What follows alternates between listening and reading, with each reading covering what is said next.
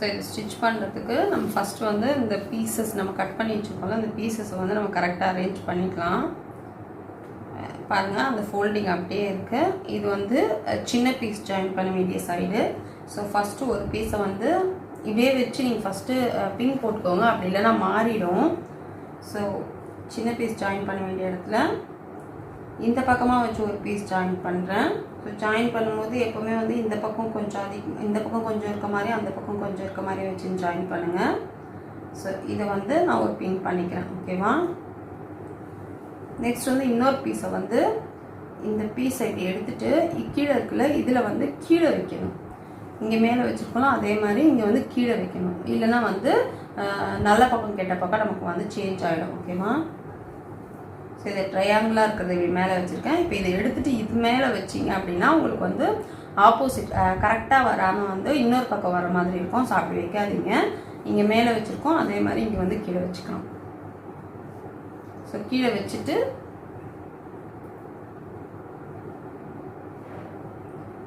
பின் போட்டுக்கோங்க.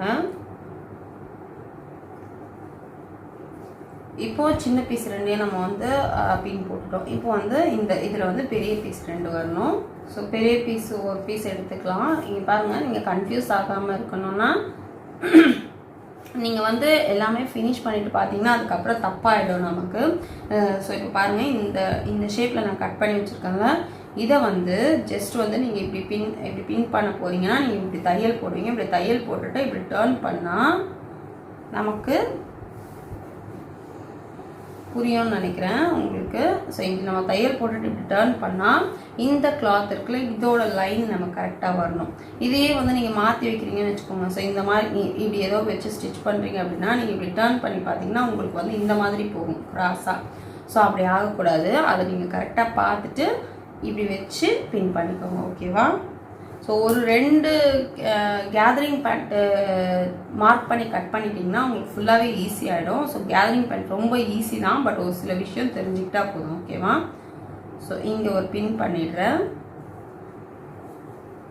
அதே மாதிரி இங்கே நம்ம மேலே பண்ணியிருக்கோம். அடுத்து பண்ணும்போது உடனே எடுத்து இன்னொரு பீஸில் வந்து மேலே பண்ணாதீங்க, எடுத்துகிட்டு கீழே பண்ணணும்.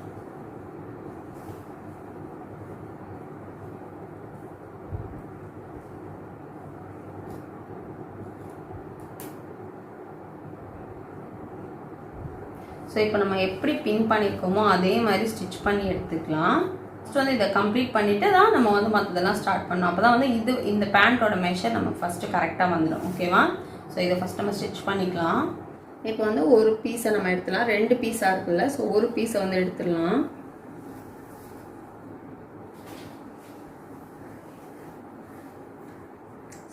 ஸோ ஒரு பீஸ் எடுத்துகிட்டு நம்ம ஓப்பன் பண்ணி பார்த்தோன்னா ஒன்றில் வந்து பெரிய பீஸ் ஜாயின் பண்ணுற மாதிரி இருக்கும், இன்னொரு சைடு வந்து சின்ன பீஸ் ஜாயின் பண்ணுற மாதிரி இருக்கும். இப்போ வந்து நம்ம பின் போட்டிருக்கோம்ல, அது எப்படி நம்ம பின் போட்டிருக்கோமோ அதே மாதிரி அட்டாச் பண்ணிக்கலாம். ஸோ பின் நீங்கள் ஸ்டிச் பண்ணுறதுக்கு முன்னால் நான் ஃபஸ்ட்டே சொன்ன மாதிரி இப்படி வச்சு பாருங்கள். ஸோ இப்படி வச்சு பார்த்தா உங்களுக்கு இதை விடவும் இது வந்து மேலே வரணும். அப்படி வந்துச்சுன்னா நீங்கள் கரெக்டாக தான் வச்சுருக்கீங்க அப்படின்னு அர்த்தம். ஓகேவா? இதை விடவும் கீழே வந்தது அப்படின்னா நீங்கள் வந்து ஸ்டிச் பண்ணும்போது அதாவது நீங்கள் லாஸ்ட்டாக வந்து ஃபைனல் பண்ணும்போது உங்களுக்கு வந்து அப் அண்ட் டவுன் எல்லாம் வந்து என்ன பண்ணுறதுனே புரியாமல் போயிடும். ஸோ ஃபஸ்ட்டே வந்து இதை பார்த்துக்கோங்க. இந்த மெயின் பீஸ் அதாவது இந்த மிடில் இருக்குல்ல இந்த பீஸை விட மேலே வந்ததுன்னா ஓகே, அதே மாதிரி இந்த இடத்த விட கொஞ்சம் கீழே வந்ததுன்னா ஓகே. ஓகேவா? ஸோ இப்போ நம்ம ஸ்டிச் பண்ணிக்கலாம்.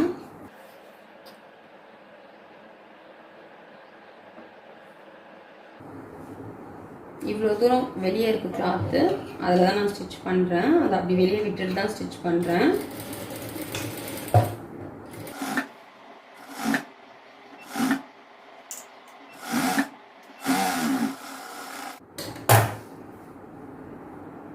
இப்போ ஸ்டிச் பண்ண அப்புறம் இப்படி ஓப்பன் பண்ணி விட்டு படிமான தையல், இந்த பிசர் வந்து இந்த பக்கம் வர மாதிரி விட்டுட்டு படிமான தையல் போட்டுக்கலாம்.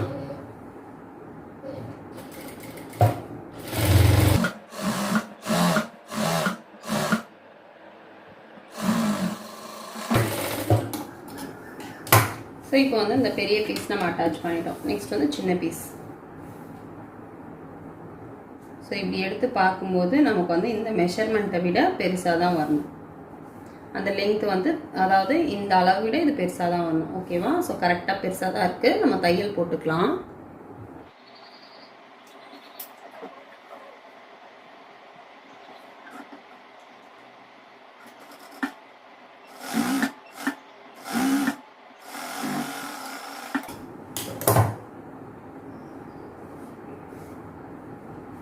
இப்போ டர்ன் பண்ணி படிமான தையல் போட்டுக்கலாம்.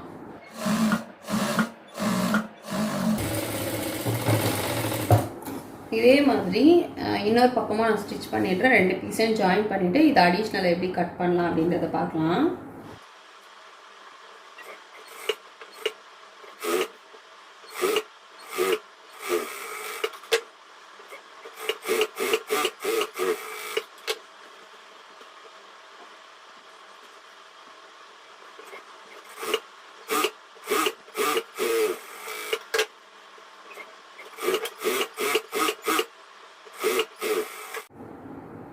ஸோ இப்போ வந்து நம்ம அந்த பீஸ் வந்து நம்ம கட் பண்ணி வச்சிருந்த பீஸை ஜாயின் பண்ணிட்டோம். இந்த இடம் நம்ம ஃபோல்டிங் பண்ணி கட் பண்ணோம்ல, ஸோ அந்த ஃபோல்டிங் உங்களுக்கு தெரியும். அது வந்து கட் பண்ணும் போதே மிடில் வந்து நாச் போட்டு வச்சுடுங்க. ஸோ அப்படி இல்லை நீங்கள் நாச் போடலனாலும் கரெக்டாக இப்படி கீழேருந்து கரெக்டாக அரேஞ்ச் பண்ணி எடுத்துகிட்டு வந்து அந்த மிடில் நாச் போட்டுக்கோங்க. பட் வந்து கட் பண்ணும் போதே போடுறது தான் பெஸ்ட்டு. நானே வந்து போடுறதுக்கு மறந்துட்டேன். நமக்கு எப்படி அந்த ஃபோல்டிங் இருக்கும், நம்ம ஃபோல்டிங்லேயே மடித்து கட் பண்ணுறோம் அப்படின்னும் போது அந்த ஃபோல்டிங் கண்டிப்பாக நமக்கு இருக்கும்.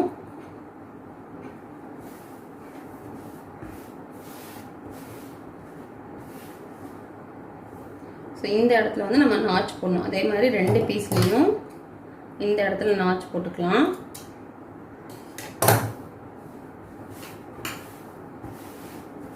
ஸோ உங்களுக்கு தெரியுதான்னு தெரியல, இங்கே பாருங்கள். இந்த மெயின் கிளாத், இப்போ இந்த மெயின் கிளாத் இருக்குல்ல, இந்த மெயின் கிளாத் வந்து இந்த இடம் வரைக்கும் தான் இருக்குது. இந்த பீஸில் வந்து இந்த இடம் வரைக்கும் தான் இருக்குது. ஓகேவா? ஸோ இதுதான் வந்து நம்ம அடிஷ்னலாக கொடுத்துருக்க கிளாத் வந்து இங்கே ஜாயின் ஆகிருக்கு. ஸோ உங்களுக்கு தெரியாது, பிளாக்ன்றதால கண்டிப்பாக தெரியாது அப்படின்றதால தான் போட்டு காட்டுறேன். இங்கே ஜாயின் ஆகிருக்கு. ஸோ உங்களுக்கு பேக் சைடில் பார்க்கும்போது தெரியும், இந்த கிளாத் இவ்வளோ தூரம் இப்படியே ஜாயின் ஆகிருக்கு. ஓகேவா? ஸோ இப்போ ஜாயின் பண்ணிட்டோம். இப்போ இந்த அடிஷ்னலாக இருக்கிறது நம்ம பாட்டுக்கு ஏதோ ஒரு கணக்கு இல்லாமல் கட் பண்ணிடக்கூடாது. நம்ம இப்போ இது நம்ம கரெக்டாக மெஷர் பண்ணுறதுக்கு நீங்கள் வந்து அந்த சார்ட் வச்சுருக்கீங்களா, அந்த சார்ட் வச்சா நம்ம மார்க் பண்ணிக்கலாம். அப்படி இல்லைன்னா நீங்கள் நார்மலாக வந்து நம்ம waste round divided by 4 mark பண்ணலாம். ஸோ வேஸ்ட் ரவுண்ட் வந்து இதில் வந்து 10.5 இருந்தது. அதாவது 42 டிவைடட் பை 4னா 10.5 இருந்தது. ஸோ 10.5 மார்க் பண்ணிவிட்டு 10.5 மார்க் பண்ணிவிட்டு இதுக்கப்புறம் நான் சொன்னல ஒரு 4 இன்ச் வந்து ஃப்ளீட்ஸ்க்காக அப்படின்னு சொல்லி, ஸோ அந்த 4 இன்ச்சு மார்க் பண்ணிக்கோங்க.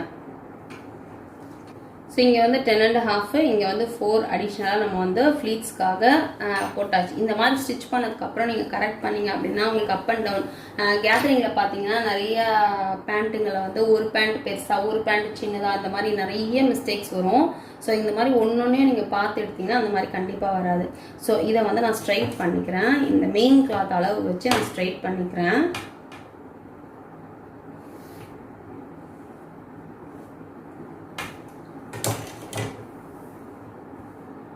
ஸோ இங்கே போட்டாச்சு. நம்ம வந்து அந்த 4 இன்ச்சை வச்சுட்டோம். இது வந்து கிராச் ரவுண்டுக்காக. இங்கே வந்து என்னோட கிளாத்தில் பார்த்தீங்கன்னா இந்த கிராச் ரவுண்ட் வந்து ஒரு பீஸில் இங்கே ஃபினிஷ் ஆன அந்த மார்க் தெரியுது. அதாவது அங்கே கொஞ்சம் கிளாத் இருக்குது.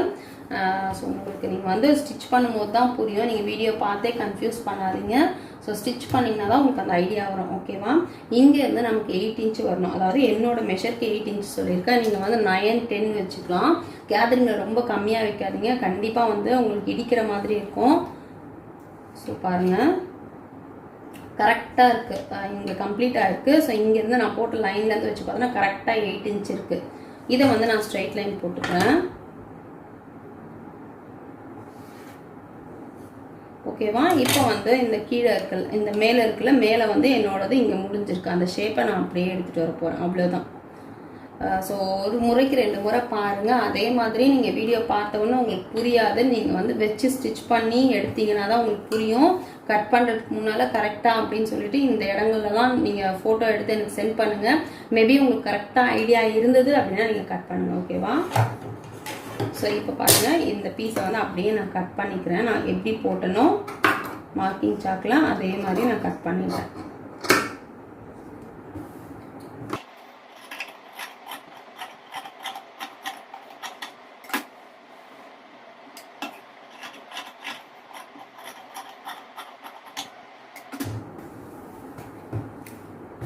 இதே மாதிரி இன்னொரு பக்கமும் நம்ம வந்து மார்க் பண்ணி கட் பண்ணி எடுத்துக்கலாம். ஸோ நமக்கு வந்து மிஸ்டேக் இல்லாமல் இருக்கும். ஓகேவா?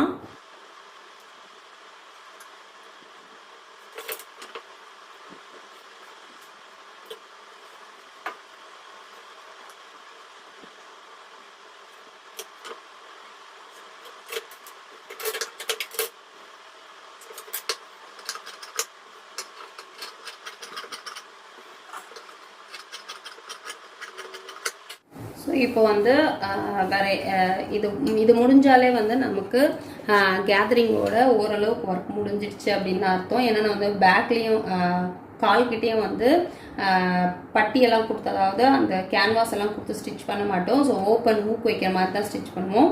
உங்களுக்கு ஊக் வேண்டாம் அப்படின்னாலும் அதுக்கு ஒரு மெத்தட் இருக்குது, அதை நான் சொல்லி கொடுக்குறேன். உங்களுக்கு வேணும் அப்படின்னா சொல்லுங்கள், ஊக் வைக்காமல் போடுறதுக்கு.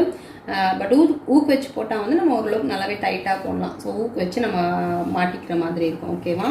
ஸோ இதுக்கு வந்து நம்ம நார்மலாக பெல்ட் ரெடி பண்ணுவோம்ல, நார்மல் பேண்ட்டுக்கு பண்ணுவோம்ல, சேம் அதே மாதிரி பெல்ட் ரெடி பண்ணிக்கலாம். நான் வந்து கரை பக்கம் மேலே வர மாதிரி வச்சுருக்கேன். ஸோ அப்படியே இந்த பக்கம், அதாவது ஒரு பீஸ் பெருசாக இருக்குது, இன்னொரு பீஸ் வந்து சின்னது, இதே சைஸ் தான் இன்னொரு பீஸ். ஸோ ஒரு பீஸ் இந்த பக்கமும் ஒரு பீஸ் அந்த பக்கமும் ஜாயின் பண்ணிக்கிறேன்.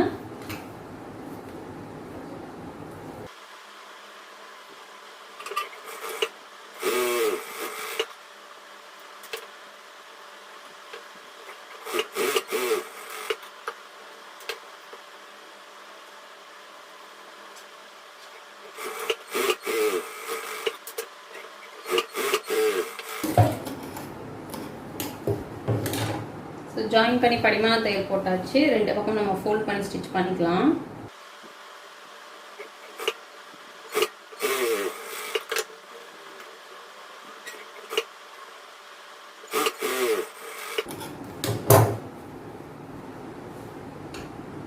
இப்போ வந்து நாடா கொடுக்கறதுக்காக ஒரு ஃபோல்டிங்.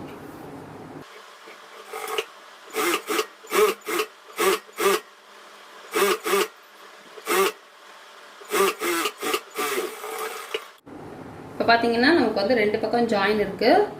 ஸோ இங்கே மிடில் மட்டும் கரெக்டாக மிடில் வந்து ஒரு நாச் கொடுத்துக்கிறேன். இப்போ இந்த ரெண்டு பீஸையும் நம்ம ஒன்றா ஜாயின் பண்ணிக்கலாம். நம்ம ஆர்டினரி பேண்ட்டுக்கு பண்ணோம்ல, ஸோ அதே மாதிரி நம்ம ஜாயின் பண்ணிக்கலாம்.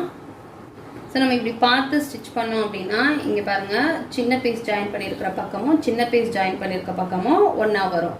இல்லை நீங்கள் வந்து இது கரெக்டாக இந்த மாதிரி பின் பண்ணாமல் ஏதோ ஒரு இதுவாக நீங்கள் பண்ணீங்க அப்படின்னா கண்டிப்பாக வந்து ஒன்று வந்து சின்ன பீஸ் ஜாயின் பண்ணதும் ஒன்று பெரிய பீஸ் ஜாயின் பண்ணதுமா வந்துடும். ஸோ நம்ம வந்து ஸ்டிச் பண்ணிட்டு பார்க்கும்போது அந்த நீட்னஸ் இல்லாத மாதிரி இருக்கும். ஸோ இப்படி நான் சொன்ன மாதிரி நீங்கள் ஃபாலோ பண்ணீங்க அப்படின்னா நீட்டாக இருக்கும். ஓகேவா?